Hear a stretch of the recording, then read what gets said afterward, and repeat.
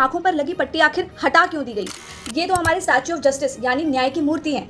अब पहले क्या होता था कि उनकी आंखों पर पट्टी बंधी होती थी, उनकी एक हाथ में तराजू होता था, दूसरे हाथ में तलवार हुआ करती थी।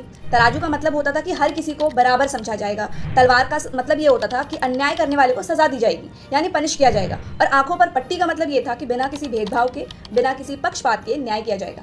अब जस्टिस DY चंद्रचूड़ ने इस मूर्ति को थोड़ा सा मॉडिफाई कर दिया है, थोड़ा सा बदल दिया है। कहने का मतलब ये है कि उन्होंने इस मूर्ति को साड़ी पहना दी है जो एक नए भारत का प्रतीक है। दूसरा, उनकी आंखों पर से पट्टी हटा दी गई है। तीसरा, उनके हाथों पर तलवार की जगह कॉन्स्टिट्यूशन पकड़ा दिया गया यानी एक किताब पकड़ा दी गई है। बात रही तराजू की, तो वो अपनी जगह पर है। आंखों पर पट्टी हटाने का मतलब ये था कि अब कानून सब देख सकता है, अब कानून अंधा नहीं है, ठीक है।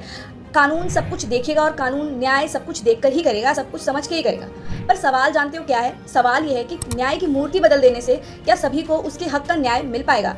आपको क्या लगता है कि हमारे देश में न्याय करने का तरीका कितना